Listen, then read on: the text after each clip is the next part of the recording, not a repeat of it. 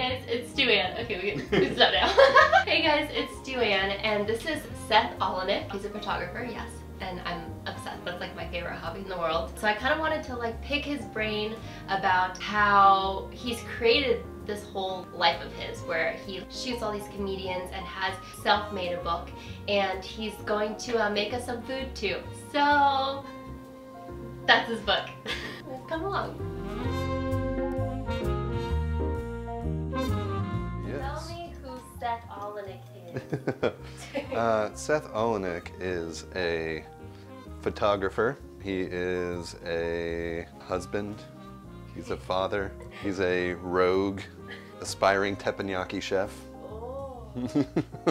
That's me in a nutshell. I've kind of made a name for myself over the past like 10 to 12 years in the comedy photo world, photographing people from like stand-ups to writers, directors, like anybody that I've kind of grown up on or discovered over the last 20, 25 years. When I set out to photograph comedians, I was going for people who appeared in the photo world between like 1990 and now, because I feel like that's kind of the new golden era, like the Ben Stiller show, SNL, UCB, The State was a huge influence on me and my comedic sensibility. So I really wanted to just kind of go out there and do like a little love letter to that comedy scene. And yeah, set out to photograph comedians and yeah, put a book out with all that stuff. Heck yeah!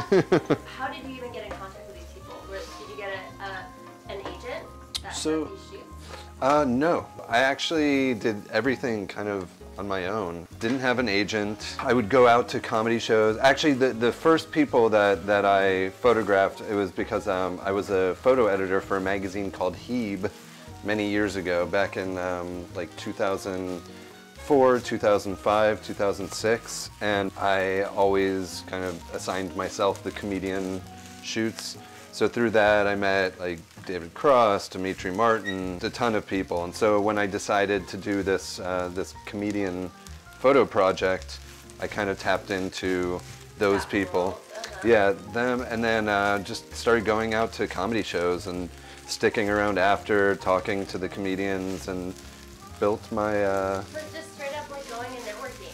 100%. That you really love, that you found that you like really love doing. That's amazing. Yeah. Yeah, it was, I mean, that's kind of what you have to do, you know? You have to, if people aren't knocking your door down, trying to get you to do things, then you have to make it for yourself, and that's kind of the approach that I took. A little more entrepreneurial, and yeah, I mean, I've kind of kept that spirit up ever since. So I got myself a literary agent, put together a proposal for a book, and we shopped it around. What we discovered is, you know, for a photo book, you know, it's a full color book. It costs a lot of money to make. So publishers really want to see that there's already been something like that out there and proven that it can sell.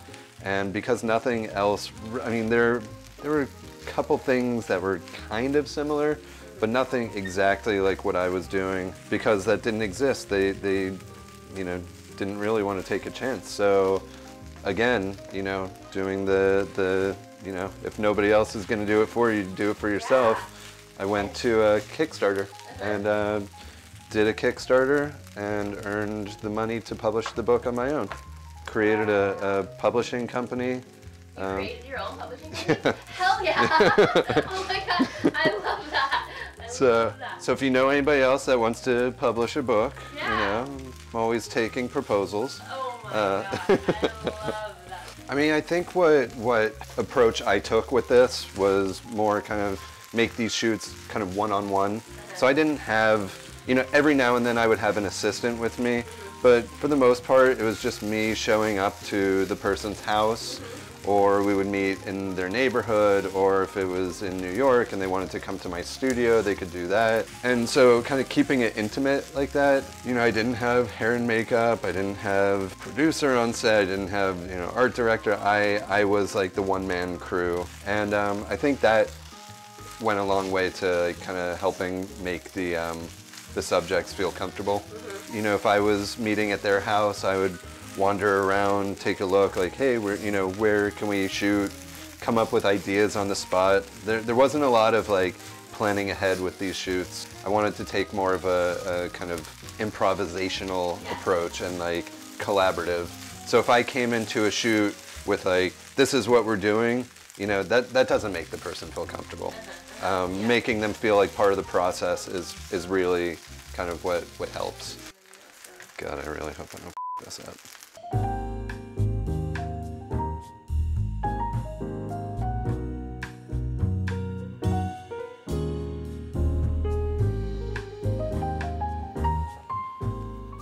Here's a shot, actually, that I really like. It's, the baby sandwich shot. He was on a show called Free Radio on Comedy Central. That was just so funny. I had always wanted to do this like baby sandwich. I thought I would do a shoot with Amy Poehler and get to do it that way, but that didn't happen. But instead, I saw Lance had a baby daughter, and I said, hey, I have a really weird idea. So I ran it by him. He's like, let me talk to my wife. And she okayed it. So I ran over to Whole Foods, bought a really big ciabatta bread and a lot of butter lettuce. And yeah, we put his daughter on it. And the rest is history. She's probably around like 9 now. Oh, wow. Yeah, 8 or 9. And he tells me, he's like, I showed it to her. And she's like, why did you put me on a piece of bread? Tiny Hands. That was his web series.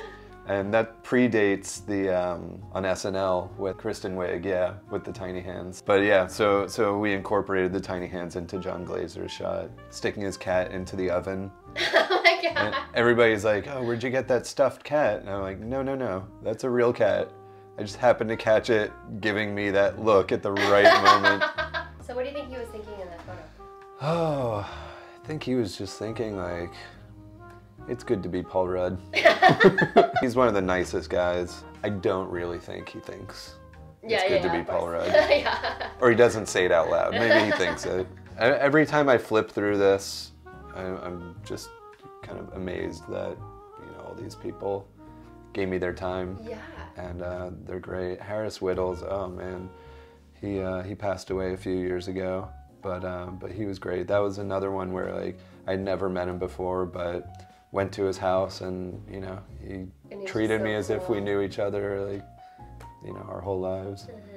So yeah, I went to Williamsburg to a comedy show in the back of a bar, and he performed, and he was so funny, like unbelievably funny.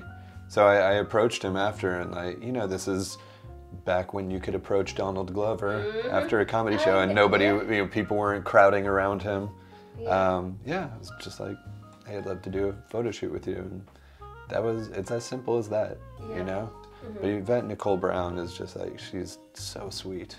I mean, if you just look at her Instagram feed, she's just like the nicest person. She doesn't take bullshit from anybody. Oh, I love that. She's a good person to have on your side. Yeah. And if you're ever on Hollywood Game Night, she's the perfect, or actually any game show, she's the perfect partner. If I'm ever on anything, I want her to be on my side. Team. Oh yeah. No, she's great. Speaking of great, this fried rice is fantastic.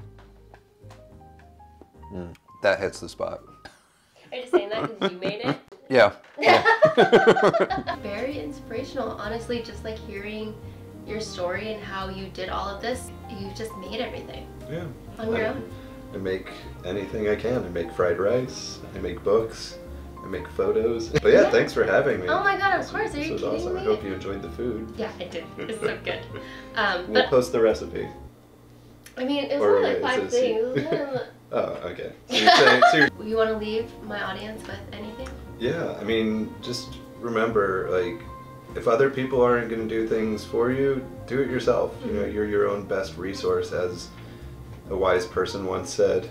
And, make things happen. Don't sit back and, watch other people do. Yeah, don't wait for other people to come to you. You go out there and do it. Yeah. But, like, seriously. My grandpa used to say, spit in one hand, wish in the other. See which one fills up faster. I love that. I love that. Yay, well, thank you so much, Seth. Yeah, of course. Anytime.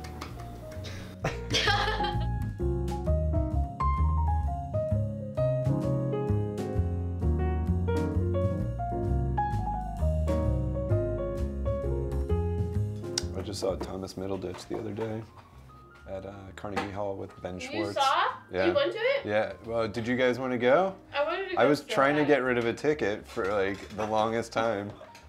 And I posted on Facebook, I posted on, yeah. And I couldn't get anybody to take it. And finally, like that day, I was like, you know, f it, I'm just gonna put it on Craigslist. And I got like 4 people interested. My. Yeah. Oh, sorry.